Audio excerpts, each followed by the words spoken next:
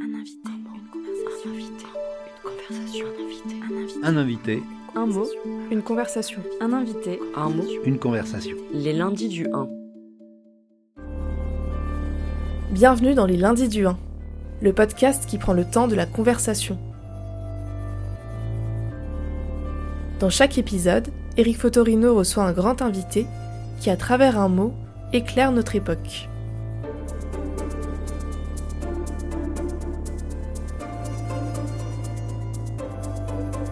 Pour cette rencontre, l'écrivain Giuliano da Empoli, invité d'Eric Fotorino, a choisi le mot paradoxe. Bonsoir. J'ai vraiment la joie, l'honneur aussi d'accueillir Giuliano da Empoli. Je crois qu'il est très sollicité depuis la sortie de son dernier livre, il y a quelques semaines, L'heure des prédateurs. Alors, précisément, Giuliano, pour commencer cet entretien, je voulais savoir si le fait d'avoir écrit un roman après Les ingénieurs du chaos, qui était publié en 2019, est-ce que vous pensiez que le roman pouvait apporter quelque chose de plus, de différent, dans le questionnement qui est le vôtre sur le pouvoir, l'évolution du pouvoir, comment on prend le pouvoir, tous ces questionnements que vous avez explorés à travers vos livres?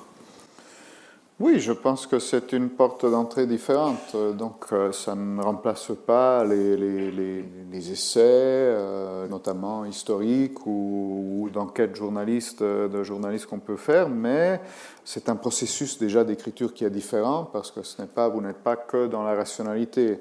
Pour écrire un essai, au fond, vous êtes plutôt dans quelque chose d'assez rationnel où vous utilisez une partie de votre cerveau et puis vous argumentez.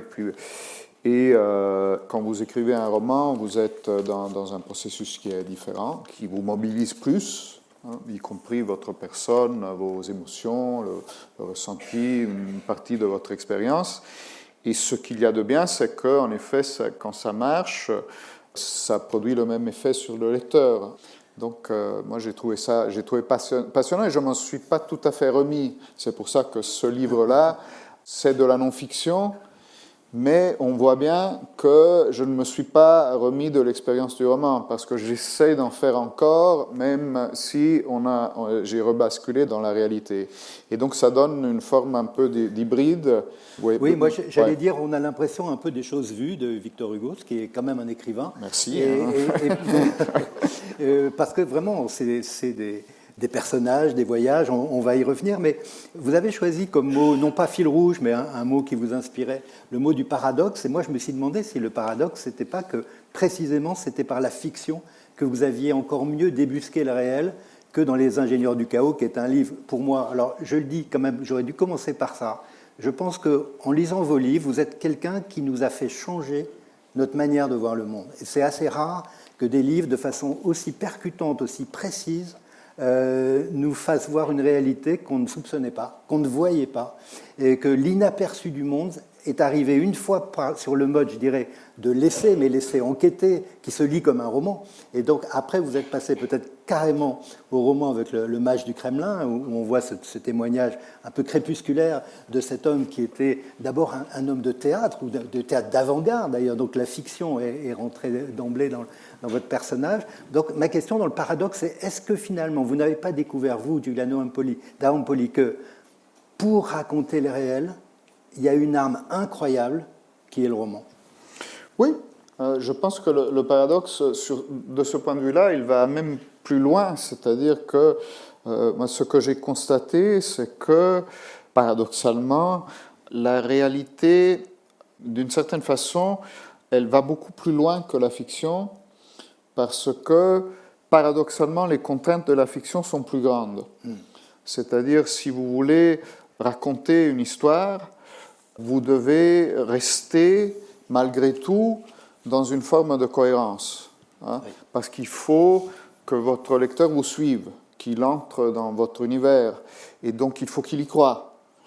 Quand vous rebasculez, après avoir écrit une fiction, dans la réalité, paradoxalement, vous pouvez aller beaucoup plus loin, parce que la réalité n'a pas besoin d'être crédible. Elle est réelle. Donc, il n'y a pas besoin qu'elle soit cohérente. elle peut être aussi absurde qu'elle le veut. C'est-à-dire, au fond, le grand paradoxe, c'est que nous vivons dans une réalité où il y a de plus en plus de faits, de plus en plus de données, et on a de moins en moins la capacité de comprendre ce qui se passe et de prévoir ce qui va se passer. Nos parents et grands-parents avaient beaucoup moins d'informations et de données, mais par contre, ils vivaient dans une réalité qui leur permettait de programmer sur quelques années plus ou moins ce qui allait se passer, de faire donc des projets, etc. Et nous, aujourd'hui, on est entièrement mesuré, on a des données partout, et pourtant, on est paradoxalement dans l'imprévisibilité totale. C'est là que l'analyse ne suffit plus. C'est là que peut-être, si vous voulez cerner ce qui est en train de se passer, vous avez besoin d'accéder à d'autres registres. C'est ça. Et donc, la fiction, sous toutes ses formes, y compris, par exemple, les séries télé aussi, qui, par exemple, nous racontent la réalité d'une façon qui est parfois plus pertinente que l'essai ou que le journalisme. Vous avez d'ailleurs une théorie sur les séries télé, sur la politique, mais on y reviendra après. Vous dites sur, justement, l'imprévisibilité. Alors que nous avons énormément de données, il n'y a plus assez de maintenant dans notre futur. J'aimerais bien que vous nous disiez, qu'est-ce que vous voulez dire par là? Ça va trop vite. Écoutez, alors ça c'est une citation d'un livre de William Gibson, qui est donc l'inventeur du cyberpunk et un romancier, très mauvais romancier à mon avis, c'est-à-dire il écrit très mal, mais c'est quelqu'un qui est un visionnaire extraordinaire, enfin, qui a presque tout prévu, donc c'est tout à fait... On souffre un peu en le lisant, mais ça en vaut la peine.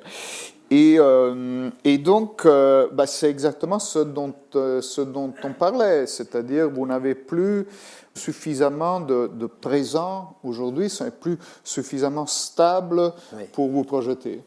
Vous nous dites qu'on n'a jamais été aussi près de ce qui pourrait être la guerre. Déjà, la guerre, on la voit en Ukraine, on la voit dans d'autres endroits du monde, mais vous vous référez à l'horloge de l'Apocalypse, dites-vous, mise à jour par les héritiers des physiciens du projet Manhattan, le fameux projet de la bombe pendant la Deuxième Guerre mondiale, affiche depuis 2023, minuit moins 90 secondes, l'heure la plus proche de la fin depuis sa création en 1947. Et la page d'avant, dans les 5 dernières années, les dépenses d'armement ont augmenté de 34% dans le monde. Alors, je ne sais pas qu'est-ce qui est prévisible ou pas, mais est-ce que ces indices-là laissent penser que la violence que vous décrivez déjà dans Les Ingénieurs du chaos, elle est inéluctable, la montée de la violence, et jusqu'où elle peut aller? Je pense qu'on traverse une phase qui est véritablement un moment machiavélien, au sens où qu'est-ce qui se passe au début du XVIe siècle en Italie? C'est qu'il y a les petites républiques très civilisées de la Renaissance, donc, notamment Florence, qui est la ville de Machiavel, sont balayées par une invasion qui vient de France, mais surtout par une nouvelle technologie, qui est l'artillerie lourde, et donc les boulets de canon en fer de fonte, qui permettent de détruire les forteresses et toutes les formes de protection des villes. Et donc, évidemment, ça donne l'avantage à l'agresseur. Et les historiens militaires qui étudient la technologie disent, de façon assez logique, que quand vous êtes dans des phases où le progrès de la technologie donne l'avantage à l'agresseur, ce sont évidemment des phases de guerre, ou ce sont des phases plus conflictuelles et plus belliqueuses, de façon presque mécanique. Et aujourd'hui, on est dans ça. On y est dans le monde physique, mais je pense qu'on y est surtout dans la dimension du numérique, qui devient aujourd'hui, au fond, notre vraie sphère publique, et toute notre vie privée et publique bascule dans cette sphère. Et c'est une sphère, justement, dans laquelle l'agression est beaucoup moins chère, beaucoup plus simple que la défense. Une cyberattaque, qui est une opération militaire à travers le numérique, elle ne coûte presque rien. Elle peut faire des dégâts immenses et s'en protéger est très difficile. Mais même une campagne des informations ou d'agression, de calomnie sur Internet et sur les réseaux sociaux, ça ne coûte rien. Et c'est très coûteux de s'en protéger et souvent ce n'est pas possible. Et donc vous êtes à nouveau dans une dimension où l'agresseur est à la prime. C'est ça. Ce que vous dites, ce que vous nous décrivez très précisément dans l'heure des prédateurs, c'est finalement la dégradation, l'humiliation du politique par ces ingénieurs du chaos que vous nous aviez bien décrits en 2019. Est-ce que maintenant, la politique ne peut plus revenir comme avant, c'est-à-dire que désormais, ce sera des gens qui maîtrisent une technologie, qui savent apprivoiser une colère, une rage, dites-vous, qui vont balayer à la fois les partis politiques, les vieux systèmes politiques, au profit de personnages qui ne sont pas des savants, qui ne sont pas des experts, au contraire, d'une certaine manière. Et peut-être pour répondre à cette question, vous pouvez nous donner quelques éléments sur comment vous jugez le spectacle politique à l'aune des séries politiques télévisées, parce que c'est assez croustillant. Oui, bon, pour les passionnés du genre, il y a 3 catégories de séries politiques. La première catégorie, c'est à la Maison-Blanche. Ça s'appelle West Wing en original, et c'est une vision assez héroïque et assez noble de la politique. C'est-à-dire vous avez des gens plutôt compétents, plutôt intelligents et plutôt bien intentionnés qui essayent de faire des choses avec toutes les contraintes qui peuvent exister. Donc c'est une assez belle vision de la politique. Après, il y a une deuxième époque de la série politique qui est House of Cards. C'est des personnages machiavéliens, très sombres, méchants, mais qui restent très intelligents. Hein. Et puis la troisième phase, pour moi, c'est quelque chose de peut-être un peu moins connu, mais qui s'appelle VIP. Et VIP, vice-présidente, ça veut dire. Voilà, c'est une sorte de sitcom très drôle qui raconte par contre des personnages qui sont complètement dépassés. Souvent, assez cons quand même. Oui. Parfois, ce sont même des gens qui sont plutôt intelligents, mais se retrouvent constamment dans des situations absurdes. Et donc, quand je travaillais avec Renzi, c'est vrai qu'on faisait, à la fin de la journée, on faisait le bilan de la journée, donc le pourcentage de West Wing, de House of Cards et de VIP. Ça donnait en général un 10% de la Maison-Blanche, entre 20 et 30% d'House of Cards et le reste de VIP. Et ça, je pense qu'il y a quelque chose de structurel de la politique dans ça. C'est peut-être un autre paradoxe, c'est-à-dire qu'en réalité, c'est une matière dans laquelle vous n'êtes pas, si vous êtes le mieux informé et le plus intelligent du lot, ça ne va pas forcément vous donner un avantage. Vous n'allez pas forcément ressortir gagnant. C'est même assez souvent le contraire qui se produit. Hein. Mais alors, Giuliano d'Ampoli, là, vous touchez quand même le cœur de ce sujet, c'est de se dire, on pouvait penser que les hautes responsabilités, l'accession au pouvoir, c'était les meilleurs, ceux qui avaient en effet étudié, eu de l'expérience. Et ce que vous dites dans vos livres, pas seulement dans ce dernier livre, mais ce que vous nous dites, c'est que la conjonction entre une colère des peuples et la maîtrise d'une technologie qui est le numérique, Internet, les réseaux sociaux et tout ce que ça y a avec, ça donne le fait qu'on jette le discrédit sur les classes politiques, sinon dans le monde entier, mais en tout cas on le voit aux États-Unis, on l'a vu au Brésil avec Bolsonaro, on le voit en Europe dans quelques pays, pour les remplacer par quoi ou par qui ? Est-ce que vous pouvez nous décrire ce processus de métamorphose technologique des règles politiques d'aujourd'hui?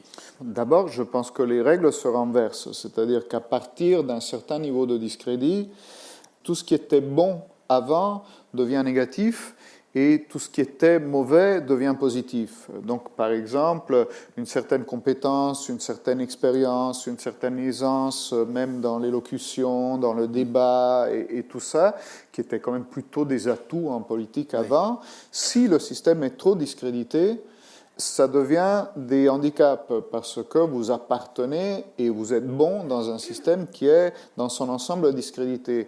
Alors que quelqu'un qui ne va pas avoir d'expérience, ne va pas savoir de quoi il parle, va à la limite être presque un criminel, mais qui donc va être un outsider par rapport à ça, c'est quelqu'un qui va bénéficier d'un avantage dans la nouvelle grammaire. Si vous regardez l'évolution de Trump, là, sur cette dernière séquence électorale, il est plus ou moins à égalité avec le gouverneur de l'État de la Floride jusqu'à 1 an et demi avant les élections. Et puis, tous ces procès démarrent de façon importante. Il commence à être inculpé avec des accusations quand même graves sous toute une série de fois. Et à ce moment-là, ces sondages s'envolent.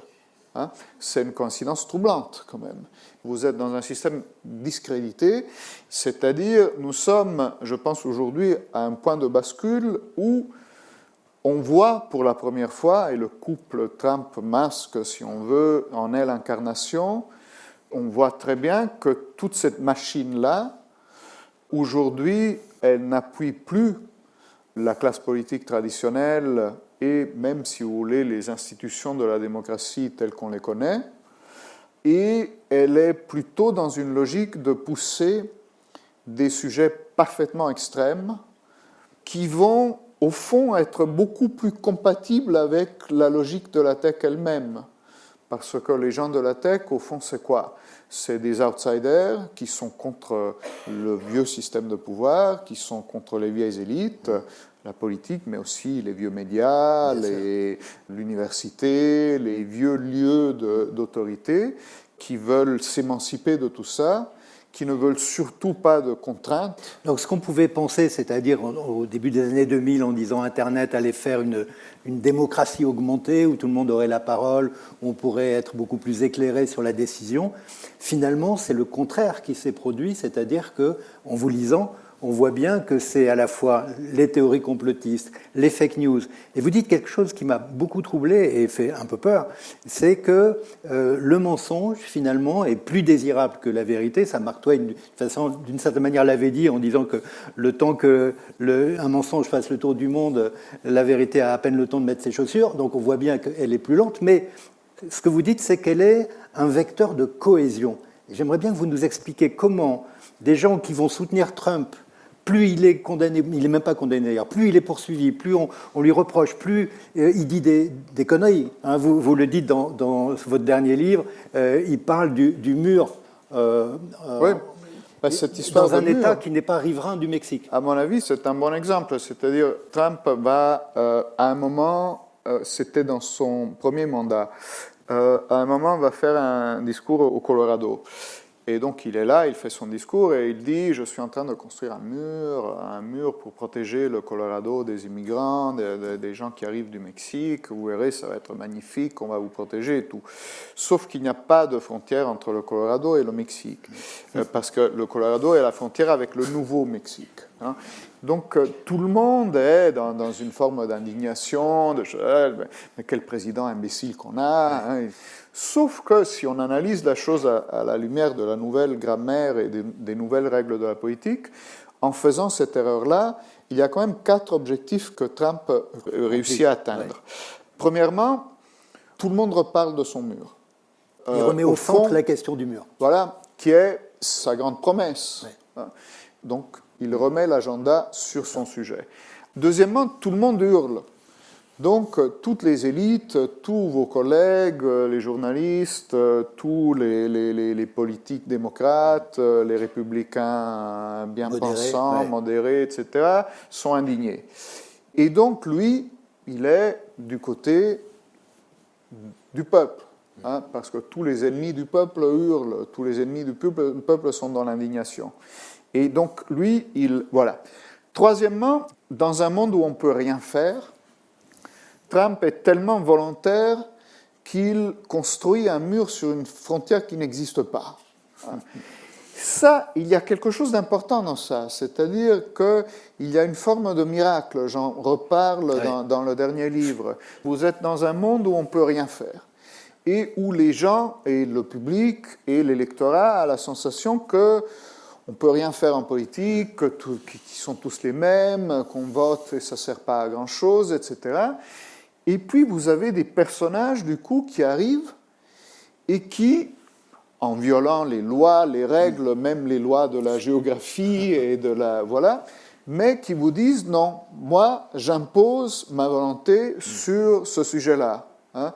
On peut encore faire des choses. Et donc, c'est une forme de miracle. Hein. Et il y a quelque chose de très puissant dans ça. Et le dernier point, en effet, c'est que pour croire qu'il n'y a pas de frontière entre le Colorado et le Mexique, il n'y a pas besoin d'appartenir à une tribu, à une communauté. Il suffit d'ouvrir une carte et d'être. Mais par contre, pour y croire, comme dans toutes les théories du complot, dans toutes les fake news, etc., pour y croire, il faut faire partie d'une communauté. Il faut se sentir uni aux leaders, mais aussi à tous ceux qui, comme vous, désirent si fortement ce mur-là qu'ils croient qu'il va être construit même sur une frontière qui n'existe pas. Et ça, c'est un effet fédérateur. C'est comme ça que vous pouvez construire une armée comme ça. Et on a vu ça avec Bolsonaro au Brésil. On voit ça partout. Ce caractère de communauté qu'on ignore souvent aussi, parce qu'on pense, les Trump, des gens comme ça, c'est des gens qui font appel simplement à des individus isolés, à travers la peur, le ressentiment. Il y a tout ça, bien évidemment, mais il y a aussi une chaleur qui fédère.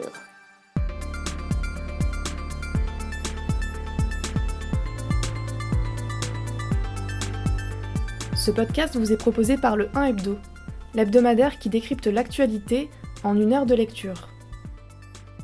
Retrouvez le 1 Hebdo chaque semaine, en kiosque et en librairie, et à l'abonnement sur le 1hebdo.fr.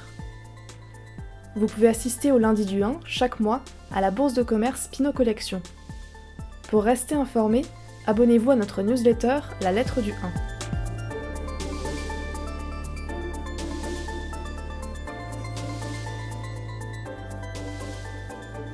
Vous avez écrit une postface aux ingénieurs du chaos et vous dites que la période du Covid, on a pu penser que ça mettait un coup d'arrêt, en tout cas que ça ralentissait un peu les élans de ces mystificateurs, notamment eux qui avaient été anti-vax, ceux qui avaient, par une espèce de tour de passe-passe invraisemblable, comparé les anti-vax aux juifs pendant la guerre devant porter l'étoile, enfin des choses incroyables. Mais finalement, c'est pas si clair que ça. On a le sentiment que finalement, ils n'ont pas perdu de terrain et qu'ils sont encore en mesure de régenter le monde à leur manière, toujours avec ces outils numériques et la façon qu'ils ont de les utiliser comme personne. Oui, parce que la machine est toujours là. Véritablement, quand vous basculez dans une sphère, encore une fois, qui est la sphère du numérique, qui a une formidable machine à ne pousser que les idées plus extrêmes. Oui, et la colère et la contestation. Voilà, tout ce qui crée de l'addiction et une forme de participation. Et c'est plutôt cette sphère-là qui va coloniser, en termes d'agenda, de langage, de dynamique, la sphère politique de nos démocraties. C'est pas le contraire. C'est pas la sphère réglée des conversations, des conférences, des médias traditionnels qui ont leurs défauts, mais qui ont quand même évolué, ensemble au développement, avec le développement de nos démocraties au cours des dernières décennies. C'est le numérique qui, avec ses logiques, impose ses logiques au reste. D'ailleurs, vous allez même plus loin que ça. Enfin, quand vous racontez la naissance du mouvement 5 étoiles, on comprend que c'est le numérique et les ingénieurs du chaos qui ont créé Beppe Grillo et puis son... Oui, bon, alors comme d'habitude, l'Italie est très en avance en termes de recherche en matière de chaos et c'est l'avantage d'être italien. Enfin, on est dans la Silicon Valley du chaos politique. Du populisme, oui. Donc ça, c'est un exemple très pur de ça, mais je raconte dans le dernier livre, mais il y a des témoignages qui parlent du fondateur de Cambridge Analytica, donc une société de communication qui après a été, disons, beaucoup parlé d'elle à l'occasion du Brexit, parce qu'elle a fait la campagne du Brexit et ensuite la campagne pour Trump en 2016. Et donc, le patron de Cambridge Analytica à l'époque, quand il faisait le pitch de sa société de communication, il disait, si vous voulez vous vendre du Coca-Cola, et vous allez voir une agence de com traditionnelle, ils vont vous dire écoutez, on va faire une vidéo, on va faire un spot de publicité, on va recruter des stars pour vendre du coca, on va faire des opérations de ce type. Et ça ne sert à rien, il dit. Et ça fait gagner beaucoup d'argent à des vidéastes à la mode, à des stars et tout ça, mais ça ne sert à rien. Moi, je vous dis, si vous voulez vendre du coca dans les cinémas, il y a une seule façon de le faire, c'est vous lever la température. Hein. Vous augmentez la température, et là, tout le monde a soif et tout le monde achète du coca. Et ça, c'est... Bon, Cambridge Analytica a été balayé, mais c'est la logique de toutes les plateformes. Hein. C'est comme ça que ça se passe. C'est presque un effet collatéral pour eux. C'est-à-dire, ils ne poussent pas l'extrémisme politique, ils ne poussent pas, ce n'est pas un complot pour pousser l'extrémisme politique, ils gagnent relativement peu d'argent sur ça. Sauf que c'est la logique de fonctionnement de la plateforme. Et donc, s'ils voulaient la modifier pour ne plus pousser des contenus extrêmes et extrémistes en politique, ils devraient la changer pour tout. Hein, parce que c'est comme ça que ça marche sur tout leur contenu. Et ça, évidemment, ils ne peuvent pas le faire, parce que ça remettrait en discussion tout le modèle de fonctionnement et leur modèle de business. Et donc, l'effet collatéral de cette formidable machine publicitaire, c'est que nos démocraties vont être balayées face à un risque structurel très grave. Il y a des antidotes et il y a des façons pour évidemment se protéger de ça. Mais c'est relativement mal parti. Mais est-ce que cette machine, elle est en train d'inventer un simili de démocratie directe, puisqu'on comprend bien à travers beaucoup d'exemples que vous donnez que le peuple a changé et que le peuple est dans une sorte d'addiction à ces outils qu'on a tous dans la poche, hein, cette cage en poche, comme vous dites. Donc il y a la dopamine, il y a la récompense, il y a le fait qu'on a envie de voir si on est aimé, etc., si on appartient à un groupe qui est important et qui permet justement d'avoir du pouvoir immédiatement, alors que dans la politique traditionnelle, il faut avoir franchi tout un tas d'étapes pour à un moment donné espérer que sa voix va compter. Donc est-ce que c'est une illusion ? Est-ce que le numérique vend cette illusion ? Et comment elle se retourne contre nous, puisque vous le dites aussi dans vos livres, il y a le contrôle. C'est-à-dire que quand on est sur ces réseaux en permanence, évidemment, on est la marchandise, puisqu'on donne énormément d'informations sur nous-mêmes.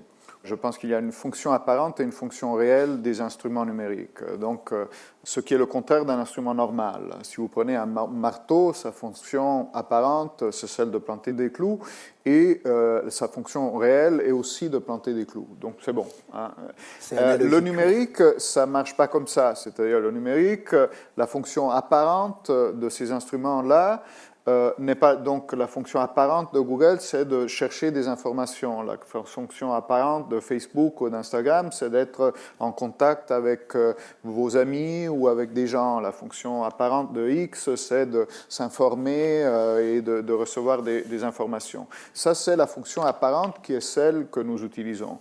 Après, la vraie fonction de ces instruments, c'est de récolter des données sur nous et sur nos comportements, et c'est comme ça que, évidemment, ces instruments gagnent de l'argent. La vraie fonction est une fonction d'accumulation de données et de contrôle. Et complètement secrète, c'est-à-dire qu'il n'y a aucune transparence par rapport à ça. Alors ça, on a compris depuis un moment, mais aujourd'hui, on commence à voir où ça nous mène. Et c'est pour ça que je pense que cette alliance entre les personnages de la tech et les politiques extrémistes est assez importante, parce qu'on voit la nature politique du basculement. Donc, ce qu'on nous propose aujourd'hui et qu'on nous proposera de façon de plus en plus systématique, c'est de sortir du système très inefficace de la démocratie avec toute son irrationalité, toute son inefficacité sur beaucoup de plans, et de confier notre vie et nos décisions de plus en plus à une machine algorithmique, l'intelligence artificielle, etc., qui prendra des décisions de façon beaucoup plus efficace et beaucoup plus rationnelle que ne le font les processus démocratiques. Je pense que c'est là que se fait la bascule. Oui, avec cette idée que vous développez souvent, c'est que l'électeur est devenu un consommateur. Il y a une offre politique qu'il demande, et cette demande, il veut être servi tout de suite, parce qu'il y a une sorte d'impatience que justement ces machines ont créée. Parce qu'on est gâté, c'est pour ça que la critique est inefficace, parce que c'est par le confort que ça passe, évidemment. Bien sûr. Et c'est très très puissant, le confort. Et ça nous gâte, et en effet, ça rend les vieux mécanismes de la politique encore plus ringards et encore plus insupportables, parce que la démocratie, mais on perd énormément de temps en politique. C'est pour ça que je vous parlais de VIP avant, parce qu'on y perd du temps, on est souvent dans l'insignifiance, dans des choses qui ont l'air d'être dépassées. Oui. Et par rapport à un monde dans lequel vous avez tout instantanément, oui. Ça devient très très difficile à défendre. Alors, est-ce que précisément, tout ça ne serait pas arrivé si les dirigeants politiques avaient été de meilleurs dirigeants, avaient su mieux faire leur boulot? Et vous citez, il y a une page très intéressante, un passage très intéressant, vous parlez de Tony Blair. Vous pouvez nous dire un peu quand Tony Blair dit il y a 3 moments, finalement, oui. Sur l'écoute, puisqu'il est le patron. Tony Blair dit, ça c'est comme une règle universelle de la politique, il dit au départ, quand vous faites de la politique, le leader, il est très projeté sur l'extérieur, il écoute les autres, il a envie de comprendre. Moi, j'aurais tendance à rajouter, en vérité, c'est comme ça qu'on prend le pouvoir, non ? En comprenant les gens qui sont en face de vous, ce qu'ils veulent, ce qu'ils attendent de vous. Et puis, une fois que vous êtes au pouvoir, dit Tony Blair, à partir d'un certain moment, vous n'écoutez plus beaucoup, parce que vous avez l'impression que vous avez tout compris. C'est très universel, et parce qu'il y a des effets, notamment des effets de cour. Les gens qui vous entourent, vous êtes au pouvoir, ils ont tendance plutôt à vous raconter ce que vous pouvez avoir envie d'entendre, et vous-même, vous convainquez de plus en plus que vous avez tout compris. Enfin, et donc, vous n'écoutez plus, ou de moins en moins. Et après, dit Blair, il y a une troisième phase qui est celle où vous comprenez, moi j'aurais tendance à dire, après avoir cogné contre le mur un certain nombre de fois, vous comprenez que non, que vous ne saviez pas tout, que vous n'avez pas tout compris, que c'est plus compliqué que ça, et vous recommencez à écouter les autres, mais dit Blair, la plupart des leaders politiques n'y arrivent jamais. Et je pense que c'est assez vrai, c'est même vrai dans son cas d'ailleurs, parce que lui, il n'est plus au pouvoir depuis 15 ans, et tant qu'il y était, on a bien vu que ces dernières années étaient quand même des années où il était en phase 2. C'est ça. Vous me donnez la possibilité de m'arrêter un instant sur encore un paradoxe. Déjà, ça c'est un paradoxe, c'est-à-dire le fait que pour prendre le pouvoir, vous devez écouter les autres, et quand vous l'avez, c'est justement ce pouvoir qui va vous fermer par rapport aux autres. Mais ça donne en plus le paradoxe du conseiller qui devrait être un antidote par rapport à ce phénomène-là. C'est-à-dire, le conseiller, au fond, c'est quelqu'un qui, par rapport au leader, devrait, s'il fait bien son métier, devrait ne pas être embouté et continuer à lire la situation correctement, pour permettre au leader de la lire aussi. Sauf que, s'il fait bien son métier, sa lecture va de plus en plus être divergente par rapport à celle du leader, parce que le leader est embouté. Donc il ne peut qu'être dans une forme d'aveuglement, à mon avis. Le conseiller a un antidote par rapport à ça, sauf qu'il va finir par déranger, surtout s'il fait bien son métier. Et donc c'est encore un des nombreux exemples en politique où, si vous faites correctement votre métier, vous êtes éjecté. Alors, précisément, à travers tous les cas que vous décrivez, on comprend que quelque chose s'est construit de façon souterraine. Il y a un projet qui s'appelait le projet Nerval, d'ailleurs. Narval, pardon. Nerval, c'est la poésie. C'est mieux. Et tout d'un coup, une réalité nouvelle est apparue. Est-ce que, de votre point de vue, connaissant tout ce que vous avez pu accumuler, décortiquer, analyser, est-ce que ça va être la règle? C'est-à-dire qu'on va voir surgir, tout d'un coup, en France ou ailleurs, des aventures politiques complètement inattendues, imprévues, qui ont été calculées en amont par quelques techniciens qui se seront accoquinés qui auront choisi eux-mêmes quasiment, comme on choisit un cheval au tiercé, qui auront choisi le bon cheval pour porter un message différent. C'est compliqué, à mon avis, de le faire de façon complètement construite. Je pense que, et le cas de Trump le prouve, c'est plutôt une convergence. Il n'y a pas de complot pour faire émerger Trump. Trump est un phénomène presque naturel qui émerge dans cet écosystème-là. Il est parfaitement adapté à son écosystème. Je raconte ça dans le livre aussi. Voilà, c'est quelqu'un qui ne lit pas du tout, qui ne lit jamais, qui ne lit rien. Et pourtant, ça devient paradoxalement une force, parce que c'est quelqu'un qui n'a aucune compétence structurée, mais qui a un très grand instinct pour faire des coups tous les jours. Ça converge, par contre, je pense, avec aujourd'hui un dessin de pouvoir qu'on voit, qui est plutôt centré sur J.D. Vance d'ailleurs, et dont d'ailleurs Trump est un peu presque l'adversaire, parce que Trump est chaotique.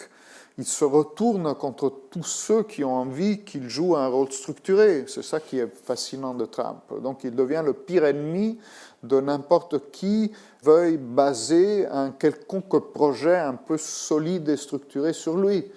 Et c'est là que ça devient d'ailleurs, et encore une fois, c'est de la très bonne télé, comme il a dit après sa rencontre avec Zelensky. Donc je pense que le résultat est toujours le produit d'une série de facteurs différents. Mais oui, la machine, par contre, et la tendance, va dans cette direction-là. Donc moi, j'essaie de raconter un peu ça dans le livre. Je pense que cette montée en puissance, aujourd'hui, vous voyez émerger Trump et Musk. C'est très surprenant si vous regardez ça en tant que tel. En réalité, c'est moins surprenant si vous regardez le parcours et de la montée en puissance de la tech. Et si vous savez, par exemple, que Eric Schmidt, le patron de Google à l'époque, a eu un rôle dans la réélection d'Obama en 2012, oui, qui est tout à fait comparable, sinon supérieur à celui d'Elon Musk l'année dernière. Sauf que Eric Schmidt, on ne le voyait pas, oui, personne ne l'a vu.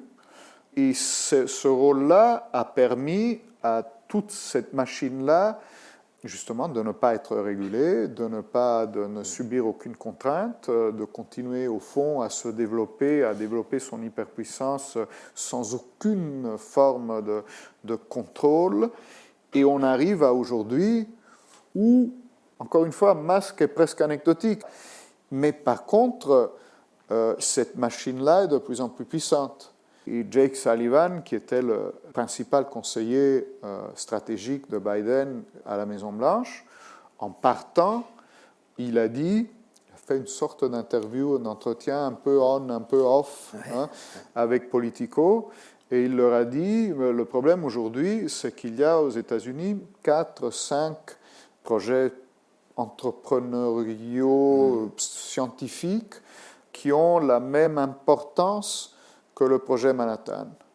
Le projet Manhattan, donc développement de l'arme atomique pendant la Deuxième Guerre mondiale. Le même niveau d'impact potentiel sur l'humanité.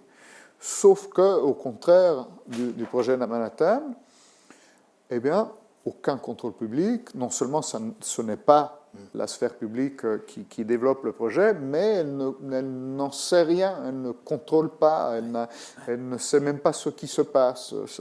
Ça se passe sans nous, disons, sans l'État, sans la démocratie. Et donc là, on voit bien quand même que ce n'est pas un problème de technologie, c'est un problème de gouvernance. Et le problème de gouvernance, il est très très grave. Et la responsabilité de la classe politique par rapport à ça, et notamment des démocrates américains, est très grande, je pense. Ils ont été soumis, ils ont accepté de ne pas se confronter à ce pouvoir-là. On leur a expliqué qu'ils n'y comprenaient rien, et on leur a expliqué que de toute façon ça se développait, on leur a expliqué que c'était naturel, qu'on ne pouvait rien faire. Ce n'était pas vrai. Aujourd'hui encore, ce n'est pas vrai. Mais on nous explique que c'est comme ça. Et tant qu'on y croit, effectivement, ce sera comme ça. Merci infiniment. Merci beaucoup. C'était passionnant. On aurait recommencé encore une heure.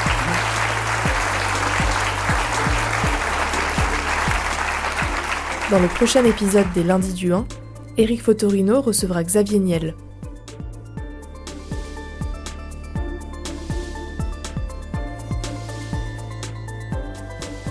Cette conversation vous est proposée par le 1 Hebdo, un hebdomadaire qui depuis 10 ans traite d'une grande question d'actualité en rassemblant plusieurs points de vue, plusieurs regards. Cette aventure de presse, unique en son genre, est née d'un besoin d'ouverture à la réflexion et à l'intégration des savoirs, dans une époque toujours plus complexe où débattre avec nuance est devenu difficile. Nous vous donnons rendez-vous chaque mercredi en kiosque pour vous proposer de vivre notre époque sans la subir, à travers la plume d'écrivains, de chercheurs de tous horizons, d'illustrateurs, de poètes et bien sûr de journalistes. Nous vous invitons à nous rejoindre dans cette belle aventure de presse libre et indépendante en vous abonnant sur le 1hebdo.fr.